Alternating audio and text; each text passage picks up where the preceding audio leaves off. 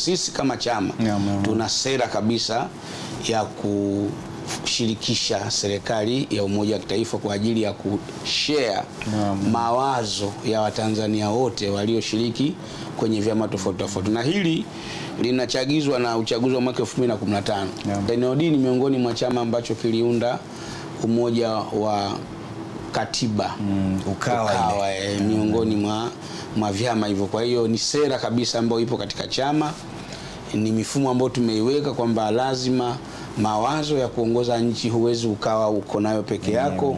Hata kama umeshinda kwa 80%, 60%, still bado kuna watu ambao wameonyesha mawazo yao kwa watu wengine kuwa na imani. Sasa wale ukiwachukua ukiwa nao, tunadhani nchi inaweza jenga kitu kizuri zaidi. Kwa hiyo iko kwenye sera ya chama. Romanus, kwako vipi? Bahati mbaya zaidi ni kwamba 2015 lawama zilikuwa kwenu zaidi Chadema, kwamba mliungana na wenzenu lakini kidogo kuna ubinafsi mlikuwa nako zaidi. Ni kama mlikuwa mlitaka kuwafukia wenzenu ninyi mng'are kupitia wao. Unajua lisikia toko la sema ikabidi sasa, yani ndani ya Ukawa, lakini wanasimamisha wagombea, Kafu anaweka, Chadema anaweka. Walishindwa kukubaliana. Hiyo ilitokea jimbo la Sogelea wakati Julius Mtatiro wa Kafu alipoteuliwa na Kafu pale, na katika makubaliano Chadema walikuwa wamesema lile jimbo hatapeleka mgombea, lakini wakapeleka. Lakini sisi NLD kwenye jimbo la Masasi mwenyekiti wetu Emmanuel Makaidi ambaye ni marehemu alikuwa anagombea pale, lakini Kafu akapeleka mgombea na Chadema akapeleka mgombea. Kwa hiyo unaona ni namna gani vile vyama vikubwa ambavyo vilikuwa na nia mbaya ya kumeza hivi vyama vidogo. Kwa hiyo Mapunda, tukusikie wewe kuhusu hiki ambacho mwenzangu ameanza nacho. Wewe alichozungumza Mheshimiwa Katibu Mkuu ni kitu sahihi, ni kitu sahihi, lakini nitazungumzia tu structure ya chama 2015 namna ilivyokuwa. Ingawa mkinijumuisha na mimi mtakuwa mnanionea. Kwa hiyo una nia mbaya kama wale ambao katibu kawazungumza? Kwa sababu ulikuwa CCM, kipindi kile nilikuwa Chama cha Mapinduzi. Kwa hiyo tunamuonea kweli, tunanionea kabisa. Ila ninachotaka kuthibitisha kwamba mara nyingi huwa nazungumza kwamba ndani ya Chadema kuna malaika, kuna binadamu ambao sometimes wanakosea. Na mimi ni mmoja ambao napenda kuzungumza sehemu yoyote kwamba hata kama kio kiongozi wangu wa juu kama kuna katoa maelekezo ambayo yako tofauti huwa nasema. Sasa moja ya vitu ambavyo unasema ndani nje. Nasema ndani na nje. Kuna ya kusema ndani, nasema ndani, lakini kama hili ninalolisema hapa sio rasili, kila mmoja aliona, mpaka wananchi wa kawaida waliona, na ndio maana Mheshimiwa Katibu Mkuu kasema, maana yake aliona. Sawa sawa. Sasa kulikuwa na changamoto hiyo kwamba baadhi ya watu wachache ndani ya Chadema walikuwa na ile sisi wapinzani wakuu. Sisi wapinzani wakuu. Sisi wapinzani wakuu. Sasa ile ilikuwa inaleta tafrani, yani tafsiri fulani, wengine wakaisa ina maana sisi sio opposition, ina maana sisi ni akina nani, wasindikizaji. Unaona? Na Mheshimiwa Katibu Mkuu anaweza akashuhudia pia kitu kimoja ambacho tulikiona kipindi kile, hadi baadhi ya vyama vikaamua kujitoa kwenye hiyo Ukawa. Na sababu ya kujitoa ni kama hayo. Unajua changamoto ilikuwa ni kwamba kama sasa hivi tunavyoenda kwenye uchaguzi, viongozi wetu wa kitaifa wanaweza kakaa na viongozi wa vyama vingine wakakubaliana kuhusiana na swala la Ukawa vizuri tu. Ukifika wakati unakuta chama kimoja kinataka kihozi majimbo mengi na kata nyingi kuliko vyama vingine, ambayo inakuwa ni kinyume na yale makubaliano ambayo yalikuwepo. Sasa hivi vyama vingine vinaenda mbali zaidi, vinaona kama vile hawatendewi haki au yamekiukwa yale makubaliano. So hiyo ilichangia sana kuseparate ile Ukawa. Lakini ile spirit naona ipo mpaka sasa.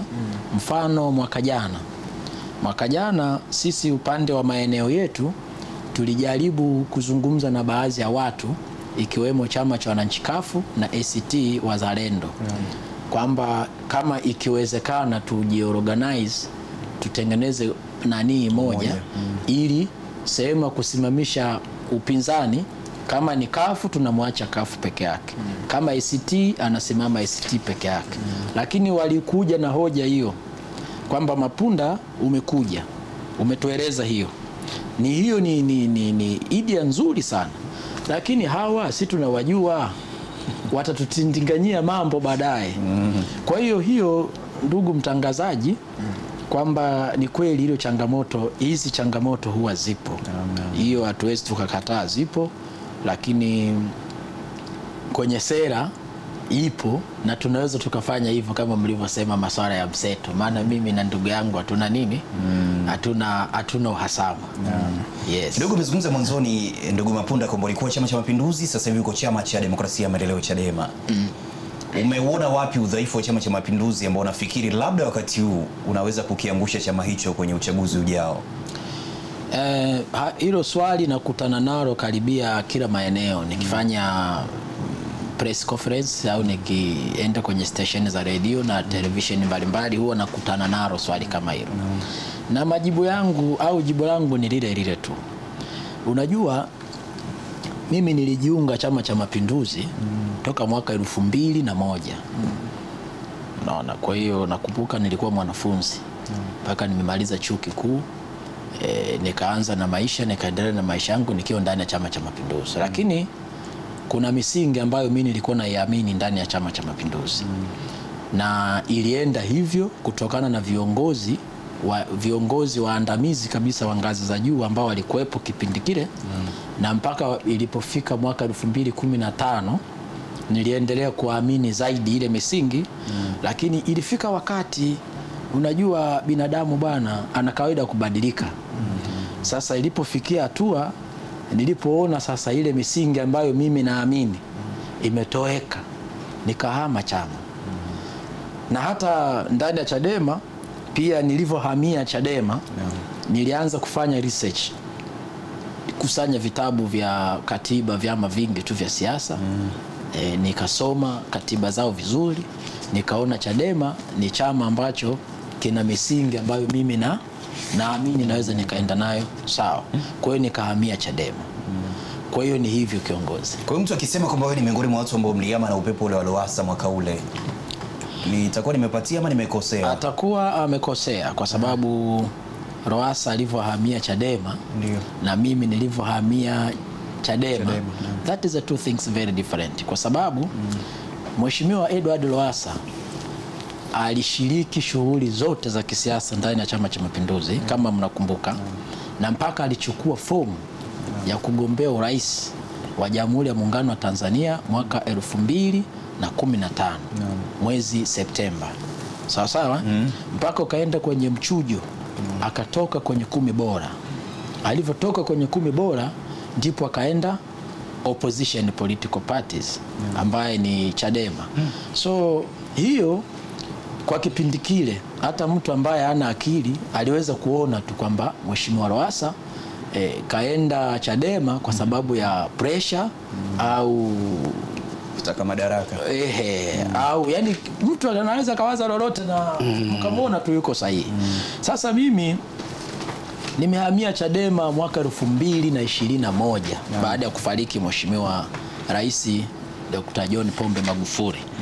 Kwa hiyo mwaka 2021 ndipo nilihama Chama cha Mapinduzi kuhamia Chama cha Demokrasia na Maendeleo Chadema.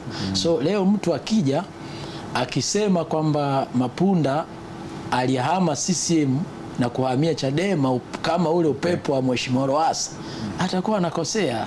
Yani mfumo ambavyo yeye alihama nao, alihama kipindi kile cha uchaguzi. Lakini mimi uchaguzi umefanyika mwaka wa jana. Tena sio mwaka wa jana, umefanyika mwaka huo. Maana uchaguzi umefanyika mwezi Oktoba 2020. Mheshimiwa Magufuli amefarika 21 mwezi wa 3. Maana yake kuna miezi kama 5 kitu kama hicho, si ndio? Kwa hiyo maana hata mwaka haukuisha. Maanake tumefanya uchaguzi hivi karibuni na mimi nikahama chama. Alafu nimekijenga chama cha demokrasia na maendeleo Chadema ndani ya miaka 4. Na sasa hivi naingia watano.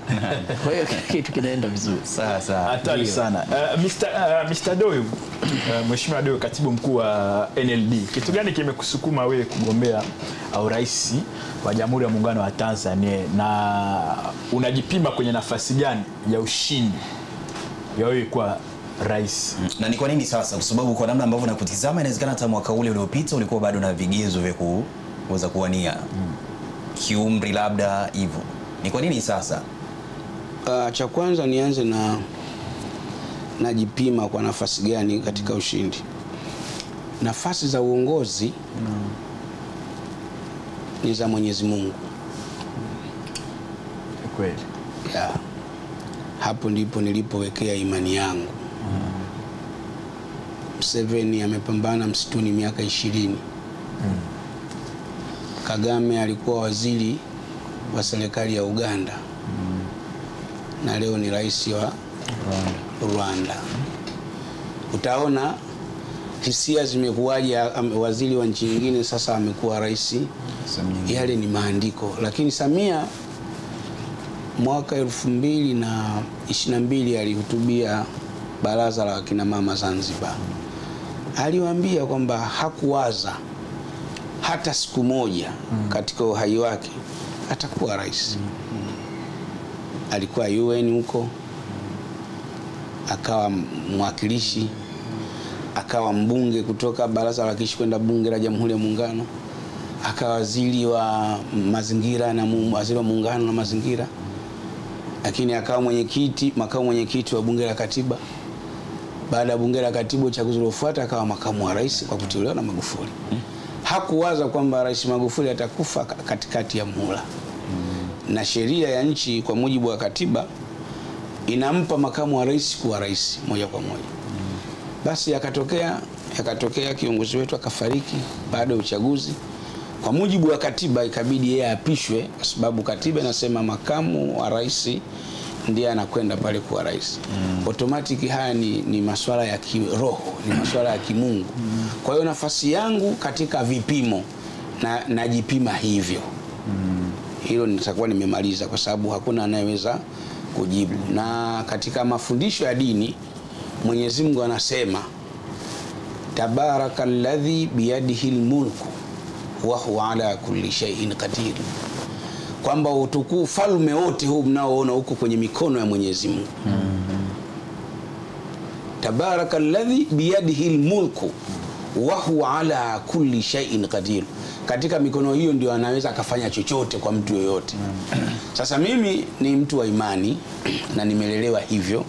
Kwa hiyo kujitokeza kwangu kugombea nafasi hii kubwa katika nchi, imani yangu ya kuwa pale Ikulu ni hiyo, sina imani nyingine.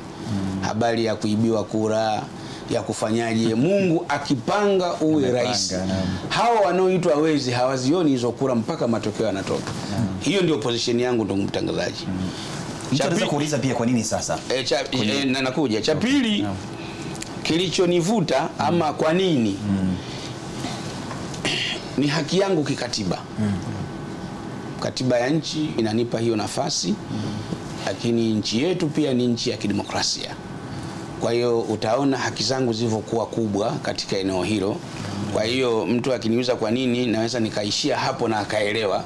Lakini kuna vitu ambavyo nimeviainisha katika press yangu niliyofanya Morogoro, ya kwamba nimeona kuna baadhi ya vitu havijashughulikiwa ipasavyo. Na sijatumia lugha kwamba hawajafanya. Hapana, kazi imefanyika kubwa katika nchi. Tokea 61 sijazaliwa, chuo kikuu kilikuwa kimoja, chuo kikuu cha Dar es Salaam. Lakini leo tunazungumzia zaidi ya vyuo 300 katika nchi yetu. Sasa unaposema serikali haijafanya chochote, wewe ni mwehu ama mjinga. Isipokuwa nimetumia lugha kwamba kuna baadhi ya maeneo hayajashughulikiwa vizuri. Lugha hii inapelekea ujumbe kwa watawala kuanza kujikagua. Cha kwanza nilizungumza ni ajira. Na kwa nini kipaumbele changu cha kwanza kilikuwa ni ajira? Kwa sababu tumefanya utafiti, vijana wetu pale kwenye chama tunao vijana ambao wana elimu nzuri. Wamefanya tafiti karibuni miaka 5 iliyopita, kwa nini swala la ajira limekuwa shida, na hii imetokana, kuna mwaka mmoja TRA ilitangaza nafasi za ajira chache tu, lakini uwanja wa Taifa ulijaa. Kuanzia pale sisi tukaona tufanye utafiti wa kutosha kujua tatizo hili linakuwaje katika hali hii. Basi baada ya pale vijana mwaka jana wakaleta matabu volume wanaita wenyewe, wakatupitisha kwenye presentation, wakasema tuna uwezo wa kumaliza tatizo la ajira katika nchi yetu.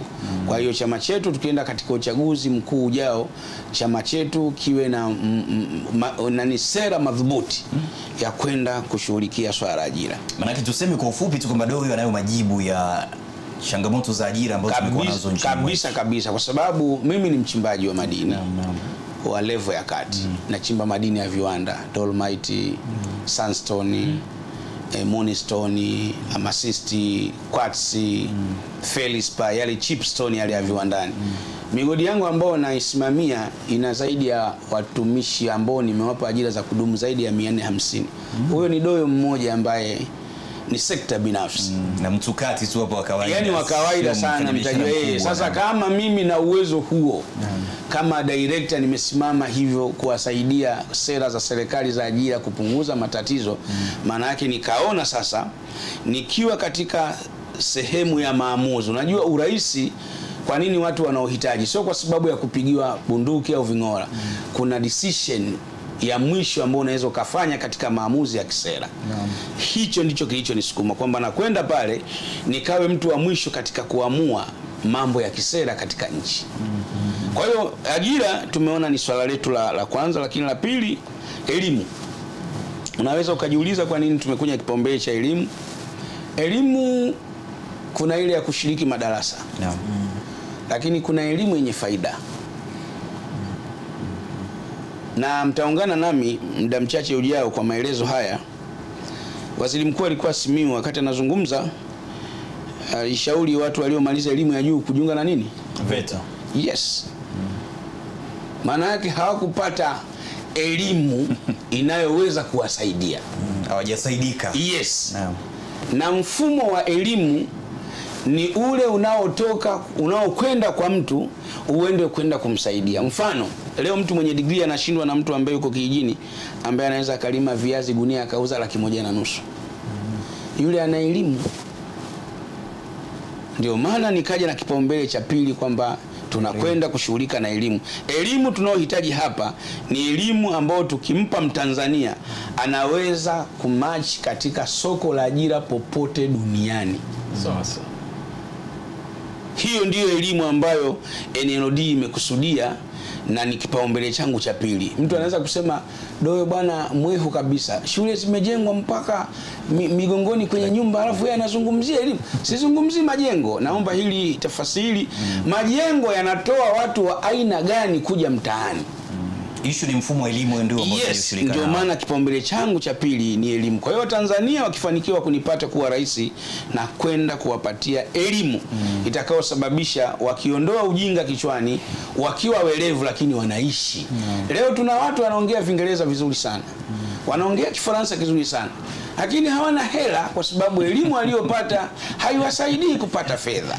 Mimi nakwenda kutibu lile tatizo la elimu ile. Uongee Kiingereza uwe na hela. Uongee Kifaransa uwe na hela. Eti unasikia unazungumza Kifaransa. Unaongea Kifaransa huna hela, kinakusaidia nini? Na kwenda kuboresha elimu. Mifumo hii ninakwenda kuitengeneza ili iweze mtu anapozungumza lugha aweze kuzungumza lugha huku ana faida na hiyo elimu aliyopata katika kituo ambacho tumempeleka. Lakini cha tatu nikuuliza tu vile kabla tujaelekea ngoja nimalize cha tatu halafu unauliza ili tuweze hata anayefuatilia aweze kuona mantiki ya mimi kuwa hapa. Sawa, twende. Ya tatu ni kilimo na ufugaji. Hili eneo ni muhimu sana. 85% ya Tanzania katika tafiti tuliyofanya wameajiriwa katika kilimo. 25% tu ndio wako kwenye ajira za ujanja hizi serikalini, sekta binafsi na nini. Lakini 85% wameajiriwa na kilimo. Na hili mtaungana nami, ukitoka hapo nje utakuta dada wamebeba beseni, juu kuna tango, kuna karoti, kuna nazi, kuna mhogo. Umenielewa? Yule anaajiri imetoka wapi? Kwenye kilimo. Yes. Lakini nenda tembelea kwenye mabucha utakuta wanakata nyama. Huyu anaokota mifupa anakwenda kutengeneza vifungo vya shati, huyu ngozi anaenda kutengeneza mkanda. Ameajiriwa kutoka wapi? Kwenye kilimo, kwenye ufugaji. Sasa kipaumbele changu cha tatu, naenda kuwafanya nyie muwe matajiri wa Tanzania. Tunakwenda kuboresha sekta ya kilimo, tunakwenda kuweka mitaji kule, tunakwenda kuzishawishi benki ziweze kutoa mikopo bila riba. Lakini pia tunakwenda kutengeneza mifumo ya bima. Kama mwaka umekataa, mkulima aweze kufidiwa na bima. Aweze kuwa ni mtu ambaye ana furaha na amani. Asilie. Yes, lakini pia wakulima tumewaandalia passion wanapochoka sasa. Lazima serikali itengeneze mazingira ya kuweza kuwafidia, kwa sababu wakulima ndio ambao wanawalisha watumishi wa umma, ndio wanawalisha jeshi, ndio wanalisha polisi, ndio wanalisha usalama wa taifa, ndio wanalisha wanamgambo, ndio wanalisha watu walioko mjini. Ndio, yani watu wa serikali ukiona wanapendeza, wana vitambi kwenye mavieti, wazee wetu kule vijijini ndio wanafanyaje? Wanawalisha. Huyu hana mfungu serikalini. NLD kama tutafanikiwa kupata serikali, nikichaguliwa kuwa rais, tunahakikisha wale wakulima tunawatengenezea masuala mazuri ya bima, ili mwako kikataa bima inakwenda nafidia kama biashara zingine ambazo zikikataa watu wanafidiwa. Kwa hiyo ni masuala mengi, lakini sasa umesema una swali, nisiendelee ili tuweze kwenda sawa. Kushinda kwako unategemea pia na vile ambavyo chama chako kitakuwa kimejiandaa. Wewe ni katibu mkuu, kwa maana kwamba wewe ndio mtendaji mkuu wa chama. Nguvu na ushawishi wa chama, una support kiasi gani ushindi wa kwako ama yeyote yule ambaye kimsingi atapitishwa na chama? Tukiachana na lile jibu la kwanza, hakuna chama cha siasa Tanzania katika tafiti tuliyofanya kinachopigiwa kura na wanachama wake. Hakuna database, na natoa challenge kuanzia katibu mkuu wa CCM, Chadema, CUF, NCCR, waje tukae hapa waeleze database za wanachama wao zinaweza kuwapa ushindi wakawa Ikulu. Hakuna hicho chama. Kwa maana kwamba hakuna chama kina wanachama wengi kiasi cha kuwapa ushindi. Sio wengi, chenye database ya kusema kwa wanachama wangu hawa nashinda. Wanachama wangu sisema wanao, lazima tuwe wa kweli. Lakini ile database kwamba apate milioni 12 kwa sababu wanachama wake, hakuna. Wote tunategemea kwenda kuwabadilisha kutokana na mifumo ya kisera. Sasa kwa sera sidhani kama kuna chama kinanifikia.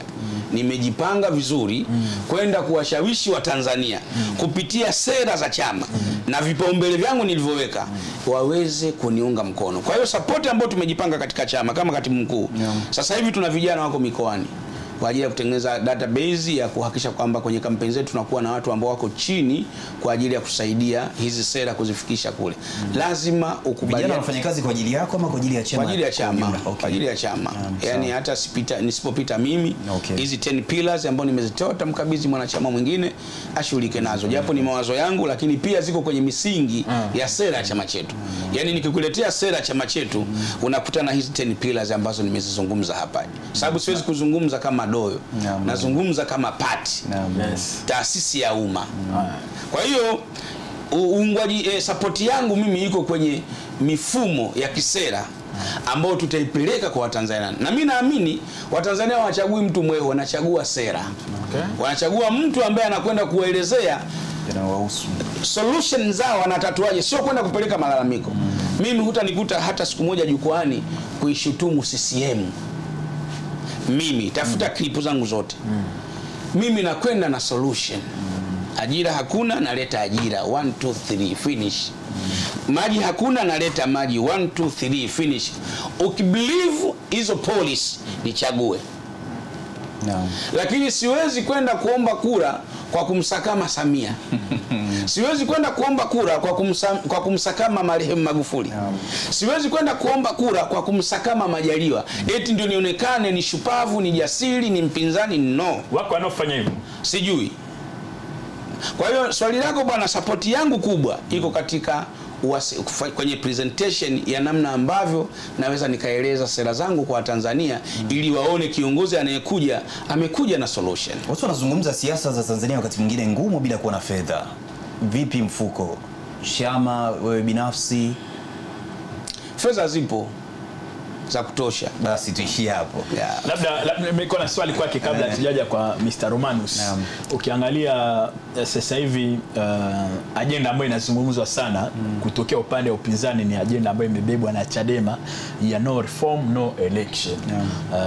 Mr. Romanus kama chama pia cha upinzani, natamani kujua yeye mtazamo wake ni upi katika hili la no reform no election, kwa kile ambacho anakieleza kwamba kama hayatafanyika mabadiliko ya sheria ya uchaguzi hawataingia katika watazuia uchaguzi usifanyike. Wewe tayari umetangaza nia, mifumo hii ya sheria ya uchaguzi wewe inakuridhisha kuweza kuingia na kupambana katika uchaguzi huu? Mimi na chama chetu inaturidhisha. Ilikuwa mibaya sana nyuma, hawa wanaosema no reform walikuwa wabunge kwenye bunge la Jamhuri ya Muungano wa Tanzania. Leo kuna reforms zimefanyika za kutosha. Zamani kulikuwa mbunge anapita bila kupingwa. Sasa hivi sheria imefanya mabadiliko kwamba hakuna mtu bila kupita bila kupingwa. Maana yake ukiwa mgombea peke yako, wananchi wanakaa foleni, wanapiga kura ya ndio au hizi ni reform brother, ambazo hazikuwepo before. Lakini zamani tunaamika kwamba wakurugenzi wasio returning officers ambao wanasimamia uchaguzi automatically ni wateule wa rais. Hawezi wakabetray mwajiri wake. Mabadiliko ya sheria ya Tume Huru ya Taifa ya Uchaguzi yamemuondoa mkurugenzi kusimamia uchaguzi brother. Hizi ni reforms. Sasa mimi niache kuingia kwa uchaguzi ambao na mabadiliko ya sheria wakati uchaguzi ambao ulikuwa mbaya zaidi wenzetu wanaosema no reform wameshiriki na wamekuwa wabunge. Je, huu unaenda kushinda kabisa brother. Kwa hiyo mimi mtazamo wangu ni kwamba sheria za sasa, kama una nguvu ya kuwekeza kwa watu wakakupigia kura, kuna nafasi kubwa ya kushinda kuliko sheria za nyuma.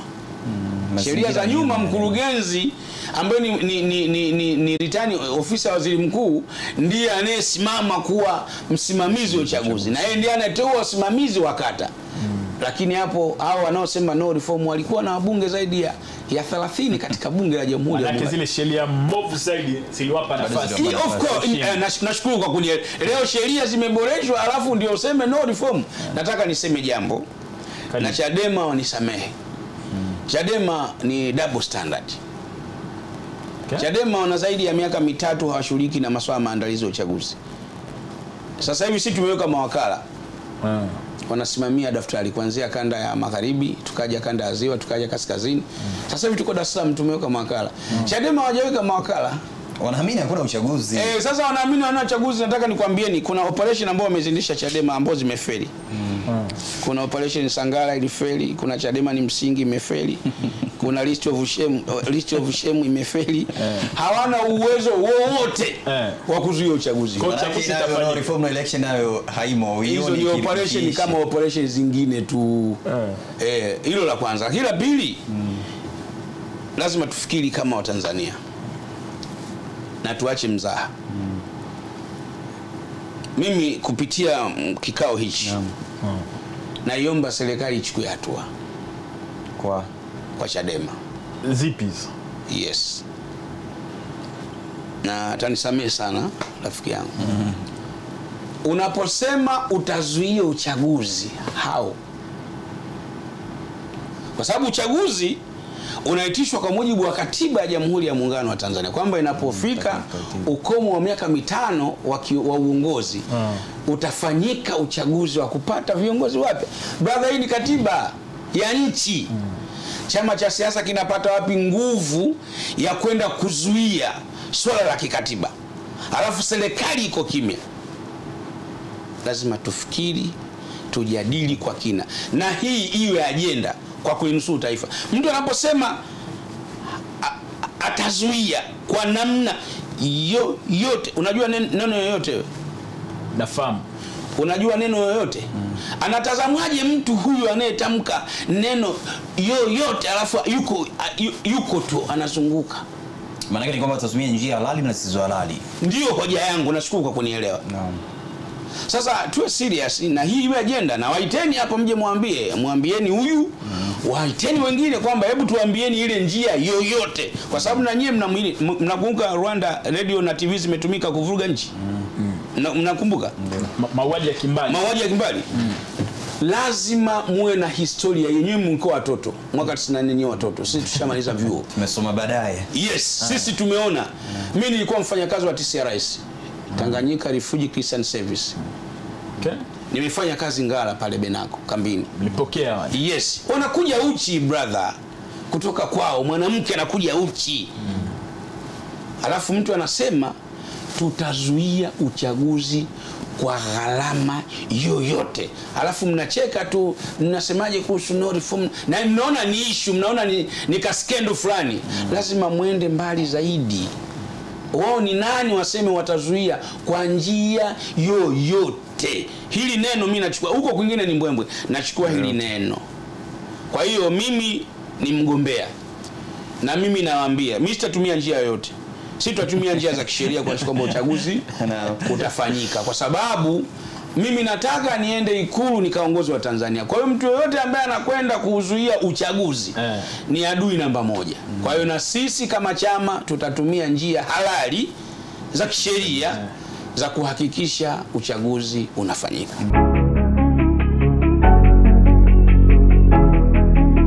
ST Bongo, nyumbani kwanza.